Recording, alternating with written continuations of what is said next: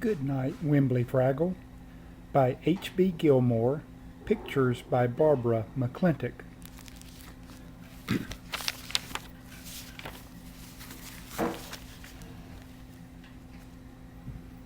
Gobo, are you awake? Gobo opened one eye sleepily. There was an eye staring back at him. Gobo opened his other eye. There was another eye staring back at him, and a warm, furry nose was pressed against his own warm, furry nose. "Oh, good," said Wembly. "You're awake. I was afraid you'd miss all the fun."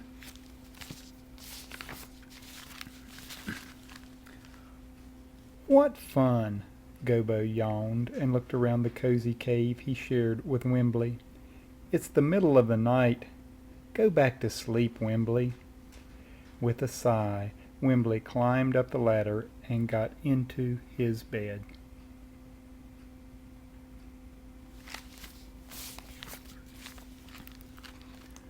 Wembly couldn't sleep. For 3 nights in a row he'd tossed and turned and worried about what everyone else in Fraggle Rock was doing. "I'll bet they're having a good time," he thought. "They just never wake me up to tell me." He curled up on his right side, but the bed felt hot. He rolled onto his left side and found a lumpy spot. Lying on his tummy felt crummy, so he stretched out on his back. "Gobo, how can you sleep?" Wembly whispered from his bed. "Don't you ever worry about all the fun you're missing?"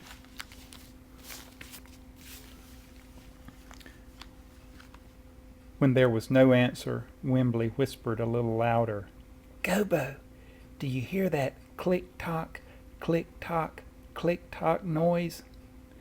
"Doozer boots," murmured Gobo. "I told you last night, Wembly, it's just the sound of doozer boots marching along the rocky ledges." "Oh, now I remember," said Wembly. He scrambled down the ladder and stood beside Gobo's bed. "Maybe the doozers are tired," he said. "Do you think they'd like a helping hand?" Gobo groaned. "I told you the night before last, Wembly. Doozers don't get tired, but Fraggles do."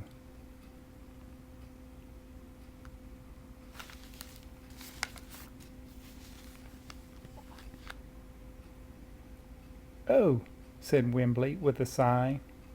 Suddenly he smiled and snapped his fingers. "Then Boober must be tired," he said. "I'll go help him do the laundry right now." Gobo sat up. "Wembly," he began, but then he yawned. By the time he'd finished yawning, Wembly was gone. Gobo rubbed his eyes with his fist. Then he stretched and sighed and scratched his head. Then he fell over backward, right into bed.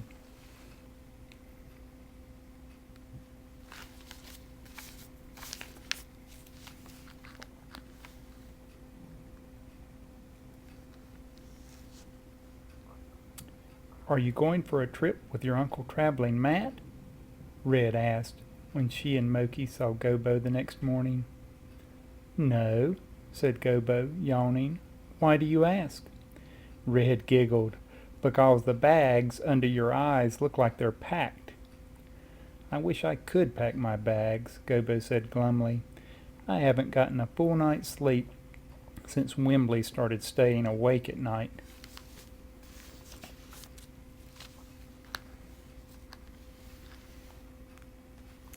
"Wembly? Then it really was him!" Moki exclaimed. "The night before last he woke us to ask if we'd like to go for a midnight swim." "I thought I was dreaming," said Red. "You," grumbled Boober, joining them at the Fraggle pond. "He banged on my door last night." "Boober, what's wrong with your hat?" Moki asked. Boober's old brown cap had taken on an odd, new shape. "My hat is fine, but my head's not." Boober lifted his cap to reveal a great big lump. "And it's all Wembly's fault," he said. "Wembly hit you on the head?" gasped Red.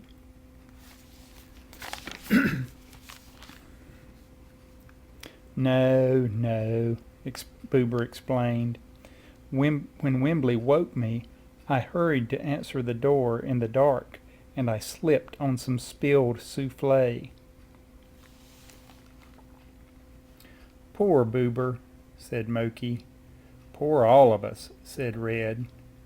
"We've got to keep Wembly from staying awake all night," Gobo decided. "And keeping everyone else awake, too," added Boober. "Perhaps he's afraid of the dark," Moki suggested. Boober disagreed. "Poor nutrition," he said. "Too many moss burgers before bedtime. Or it could be a lack of vitamin F." "He doesn't get enough exercise," declared Red. "If he did, he'd be too tired to do anything but sleep." "It's because he can't make decisions," Gobo decided. "If Wembly just put his mind to it, he could sleep the whole night through." "We must try to help him," said Moki. "Good idea," agreed Boober. "But let's do it later, after I've had a nap."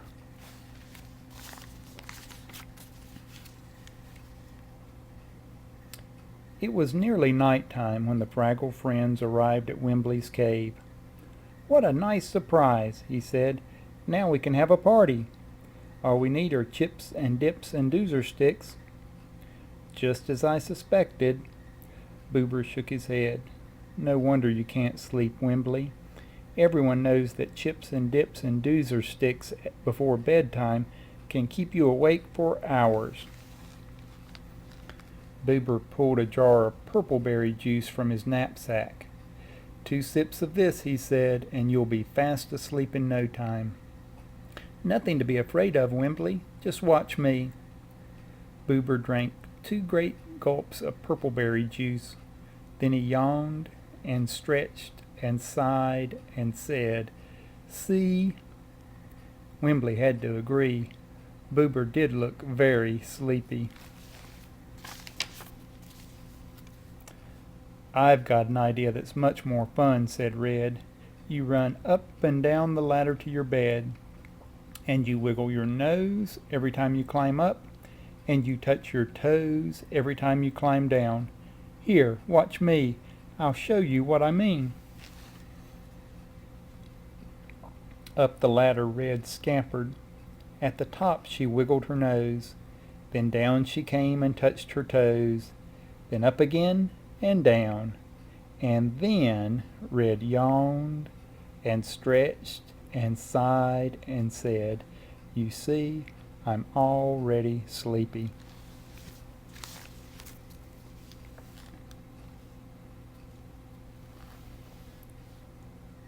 "I find nothing as soothing for sleep as a little night music," said Moki. "So this afternoon at Inspiration Cave, I composed a lullaby especially for you, Wembly. When I sing it, you will relax completely. You will close your weary eyes and rest, and you will think the words and music are fabulous." Moki started to sing her brand new lullaby. It began, "Go to sleep, Wembly sweet, take a load off your feet." By the time she got to the part that went, "All your friends want to do is to get some sleep too," Moki's eyes were closed. "You see," she whispered. Then she yawned and stretched. "There's nothing like a lullaby to put a Fraggle to sleep."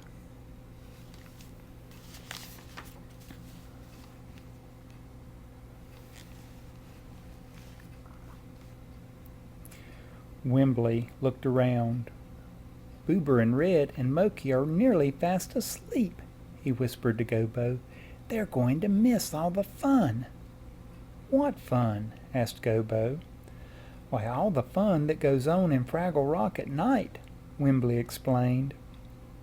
Is that why you've been staying awake all night? Gobo asked. Wembly, every Fraggle in Fraggle Rock goes to sleep at night. Everyone? Asked Wembly. Everyone but you, Gobo sighed.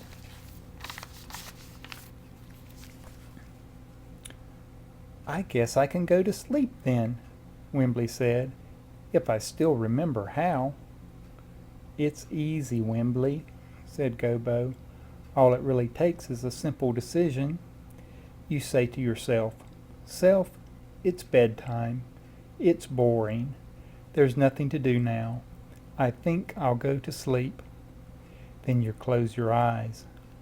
Watch me. I'll show you how to do it.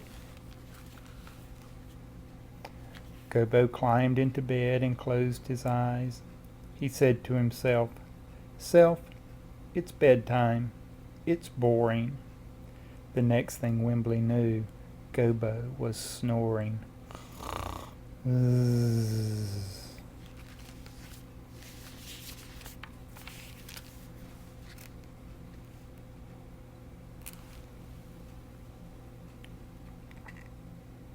For 3 nights in a row, Wembly had wondered what he was missing when he slept. He'd been sure all his friends were wide awake and having fun. Now he knew he wasn't missing anything. All his best friends went to sleep too. Except for Gobo's snoring and the click-tock of doozer boots marching along the rocky ledges, the night seemed very still, and the cave seemed very cozy.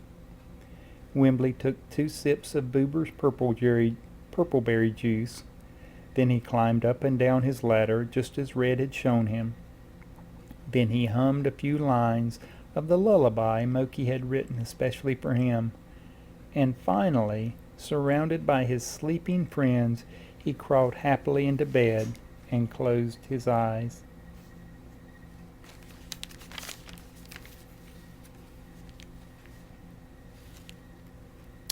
Self, it's bedtime, Wembly said, and it really is boring being awake when your best friends are asleep.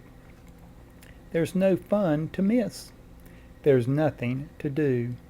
So thanks and good night to Boober and Red and Moki and Gobo. And Wembly, he added, good night to you too.